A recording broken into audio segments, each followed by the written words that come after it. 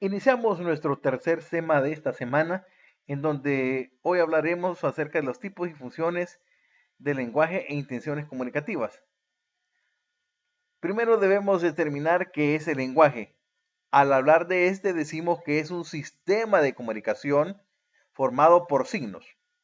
Ya lo hemos dicho que estos signos son los expresados de forma oral y escrita, que sirven para que los seres humanos únicamente podamos expresar nuestras ideas, pensamientos, emociones, sentimientos a otros seres humanos, ya sea de dos o más personas.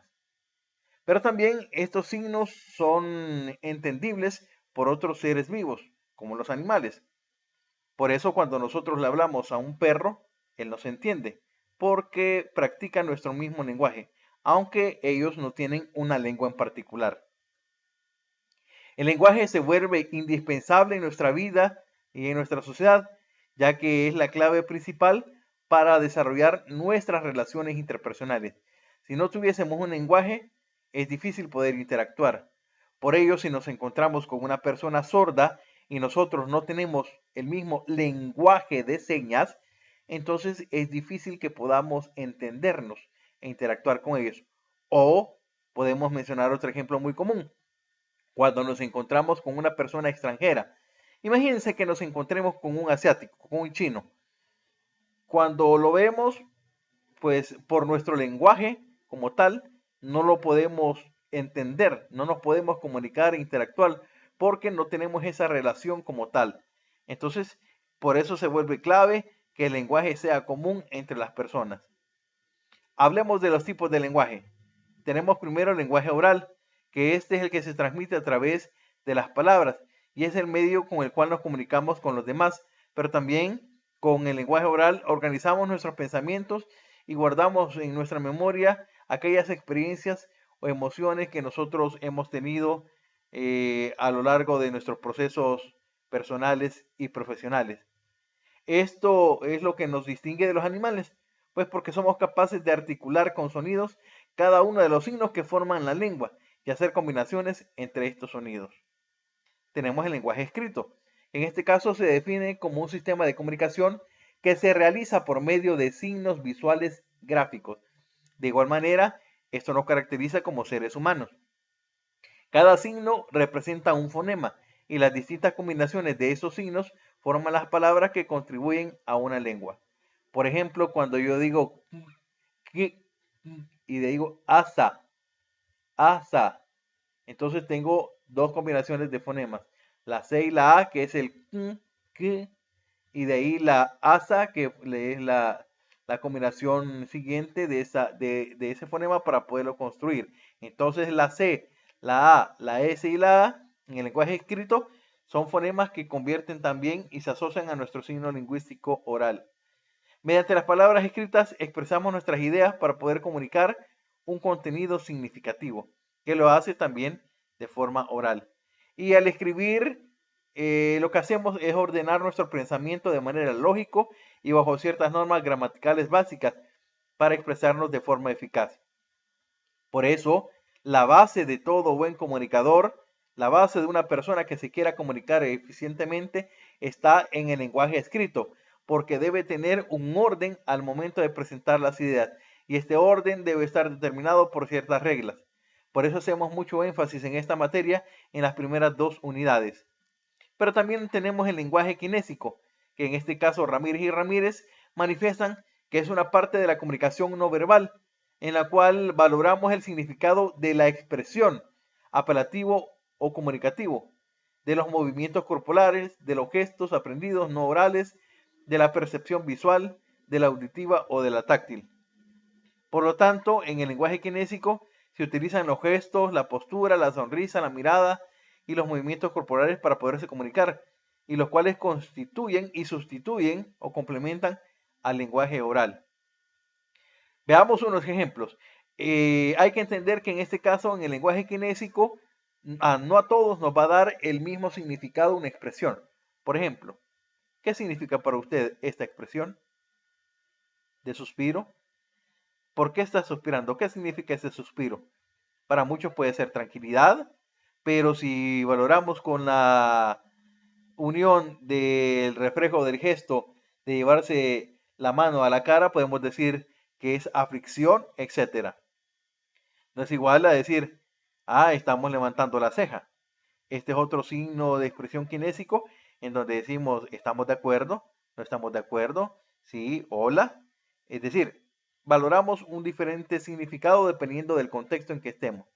O por ejemplo la expresión de poner nuestro dedo hacia abajo. Estamos diciendo, no me gusta, no me parece. Y no tenemos que decir absolutamente nada para que eso se pueda entender. Tenemos el lenguaje proxémico, que en este caso es cuando marcamos entre los individuos las circunstancias y el entorno que nos encontramos. Así puede ser un público, es decir, cuando tenemos o nos encontramos en un lugar abierto con una distancia más o menos de 3 a 0.6 metros por parte de las personas. Cuando hablamos de un lenguaje proxémico social, este espacio se reduce y es cuando lo utilizamos con personas de nuestra vida cotidiana, de nuestras escuelas, de nuestro trabajo, de nuestras amistades, etc. Aquí más o menos es una relación de 1 a 20 metros de distancia. El personal, cuando lo usemos con personas en realidad que nosotros consideramos muy cercanas, que es con nuestras familias, con nuestros amigos, que puede ser a una distancia de menos de 1 metro, y el íntimo, cuando son con personas que se tienen en realidad un vínculo muy fraterno, que en este caso puede ser con un novio, novia, padre, madre, hijo, hija, etcétera. Y el lenguaje icónico, que es todo aquel que utilizamos con símbolos básicos y se define de maneras de combinarlos para producir un icono que nos exprese algo. En la sociedad moderna vivimos dominados por el lenguaje icónico, sobre todo por el apogeo de las redes sociales, en donde este sistema de comunicación trata de representar la realidad, pero desde una manera visual, a través de imágenes, en donde sus elementos más evidentes son los colores, las formas y la textura. El ejemplo más fundamental son estos. Ahora casi que no nos dedicamos a escribir, sino que a través de un emoticon nosotros expresamos frases o expresamos ideas hacia los demás. Veamos las funciones del lenguaje. Hay una función representativa, es decir, que en este caso la finalidad es transmitir objetivamente información centrándose en el mensaje. Tenemos la función expresiva. En este caso se relaciona con el emisor, ya que éste se expresa a través de sentimientos de manera subjetiva, mostrando siempre la opinión y el estado de ánimo del emisor. Tenemos aquí la función apelativa, que en este caso pretende captar la atención del receptor y recibir una reacción o respuesta de parte de éste. La función fática o de contacto, en donde comprueba que el mensaje circula perfectamente y llega al receptor.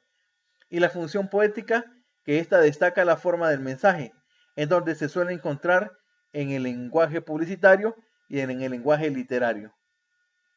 De una forma resumida podemos decir que la referencial es cuando damos información, la expresiva o emotiva cuando expresamos nuestros sentimientos, la apelativa o connotativa es cuando incitamos al receptor, cuando buscamos influir hacia este.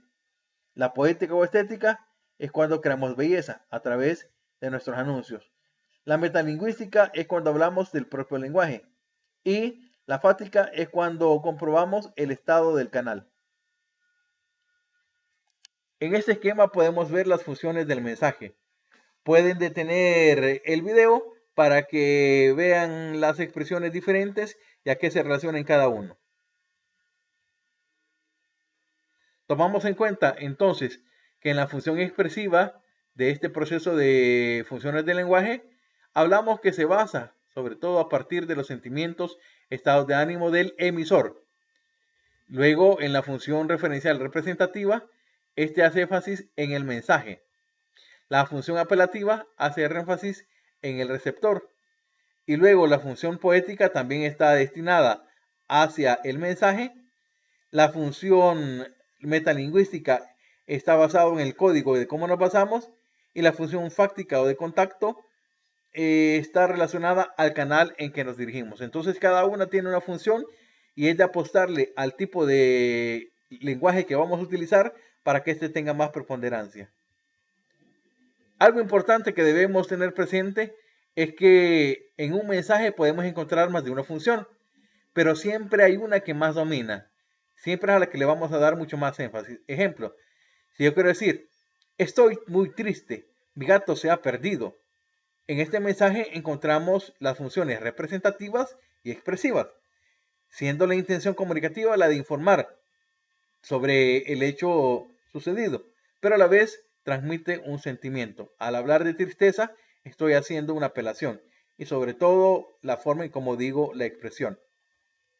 Por último, hablamos de la intención comunicativa, que en este caso radica en el objetivo que tiene el emisor al transmitir su mensaje, y este puede ser la de informar, solicitar, pedir, ordenar o suplicar. Entonces, la intención del lenguaje también depende de la función del mismo. Y es así como finalizamos con este tercer video nuestra representación acerca de la comunicación y lenguaje.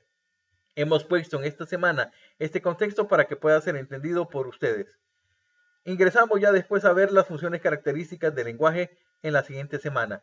Les pido siempre de tomar de referencia estos videos y leer los materiales complementarios que están a su disposición.